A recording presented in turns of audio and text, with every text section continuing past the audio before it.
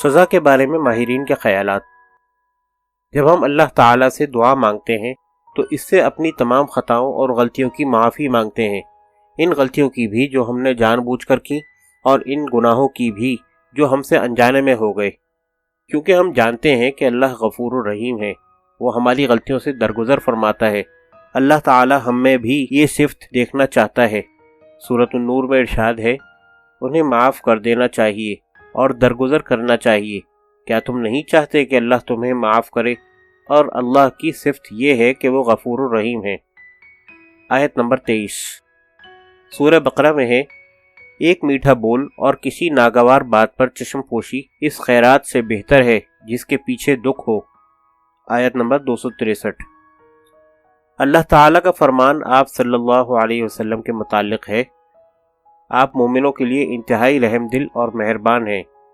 التوبہ 129۔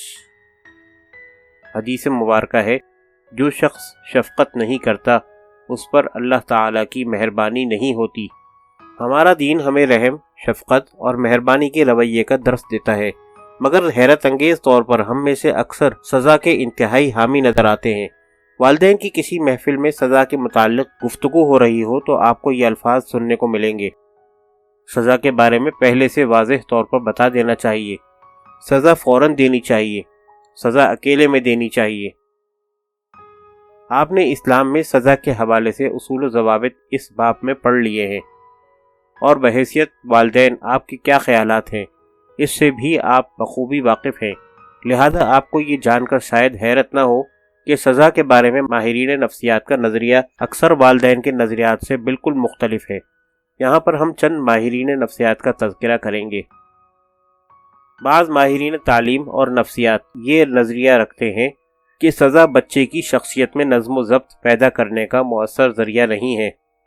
Doctor ہائم جینیوٹ کہتے ہیں، سزا غلط رویے کو روک نہیں سکتی، یہ مجرم کو آئندہ جرم کے لیے محتاط کر دیتی ہے، وہ اپنے نقش قدم زیادہ مہارت سے چھپاتا ہے۔ ایک بچہ جب سزا پاتا ہے تو مزید محتاط ہو جاتا ہے، زیادہ ایماندار اور زیادہ ذمہ دار نہیں بنتا۔ ڈاکٹر اروین اے ہائمن کہتے ہیں، جسمانی سزا بچے کو سکھاتی ہے کہ تشدد مسائل کے حل کا ایک راستہ ہے۔ تحقیق ثابت کرتی ہے کہ یہ پیغام ان کو دیا جاتا ہے جو اذیت دیتے ہیں، ان کو جنہیں اذیت دی جاتی ہے، اور ان کو بھی جو اس عمل کو دیکھتے ہیں۔ یہ عمل بچے کو ضبط نفس نہیں سکھاتا۔ ڈاکٹر البرٹ بینڈوا کا کہنا ہے، سزا سے بدتمیزی کو روکا تو جا سکتا ہے، لیکن سزا بذات خود مطلوبہ کردار پیدا نہیں کر سکتی، یہ تو بدتمیزی کی خواہش کو کم بھی نہیں کر سکتی۔ ڈاکٹر روڈولف ڈریکرس کہتے ہیں، آج کے دور میں والدین اور اساتذہ بچوں کو زیادہ دیر تک تہذیب نہیں سکھا سکتے۔ حقیقت حال ہم سے تقاضا کرتی ہے کہ بچوں کو تعاون کرنے اور ان پر اثر انداز ہونے کے نئے طریقے اختیار کیے جائیں۔ مارنا، تھپڑ لگانا، بے عزتی کرنا، محروم کرنا اور انہیں کمتر سمجھنا بچوں کو نظم و ضبط سکھانے کے فرسودہ طریقے ہیں۔ سزا نظم و ضبط قائم کرنے کا سب سے غیر مؤثر طریقہ ہے، کیونکہ حیرت انگیز طور پر سزا کے ذریعے ہم اس بات کے بالکل برعکس تدریس کر رہے ہوتے ہیں جو ہم بچے کو سکھانا چاہتے ہیں۔ اکثر والدین سزا کا استعمال اس لیے کرتے ہیں کہ بچوں کی تربیت کے لیے ان کو اس سے بہتر طریقہ کسی نے نہیں سکھایا۔ بچوں کو نظم و ضبط سکھانا مشکل امر ہوتا ہے، مگر یہ بات سمجھنی چاہیے کہ نظم و ضبط ڈسپلن کا مطلب 3 باتوں کی تعلیم دینا ہے۔ ایک تو یہ کہ فرد اپنے اوپر قابو پانا سیکھ لے، سیلف کنٹرول، اپنی راہ کا خود تعین کرنا سیکھ لے، سیلف ڈائریکشن، اور اس کے اندر مستعدی، کمپیٹنس پیدا ہو۔ یہ ان امور کی منظم رہنمائی کا منصوبہ ہے۔ اس کے برعکس سزا جبر اور طاقت کے ذریعے بیرونی کنٹرول کا نام ہے۔ سزا کے رد عمل میں سزا بھگتنے والے کے اندر بہت کم اعتماد اور احترام کا جذبہ پیدا ہوتا ہے۔ سزا کے متعلق تحقیقات سے یہ بات ثابت ہوئی ہے کہ جسمانی سزا تشدد کی راہ میں رکاوٹ نہیں ڈالتی، بلکہ اس کی جانب راغب کرتی ہے۔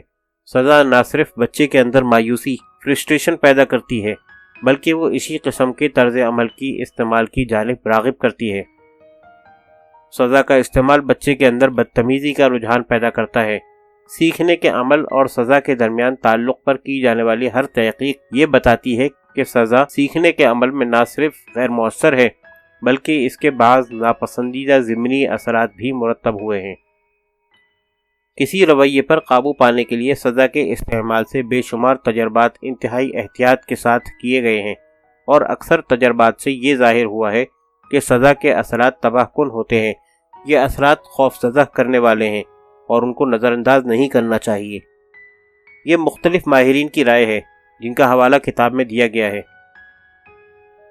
محققین اس بات پر متفق ہیں کہ ہر 5 میں سے ایک والدین کو اپنے بچوں کی طرف سے مندرجہ ذیل رویوں کا سامنا کرنا پڑتا ہے۔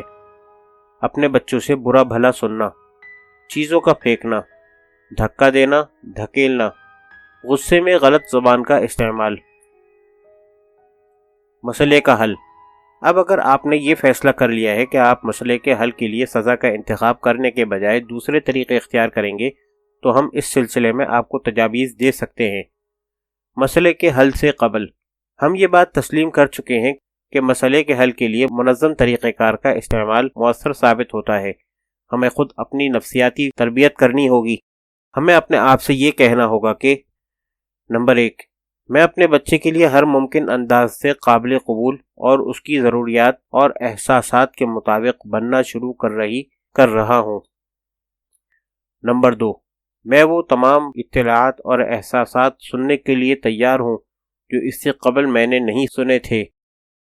نمبر 3، میں ہر نئے خیال کو قبول کرنے کے لیے تیار ہوں، خواہ وہ بظاہر ناقابل عمل ہی کیوں نہ محسوس ہو۔ نمبر 4، میں اس عمل میں درکار طویل اور بھٹکا دینے والے وقت کے دباؤ کا شکار نہیں ہوں گا۔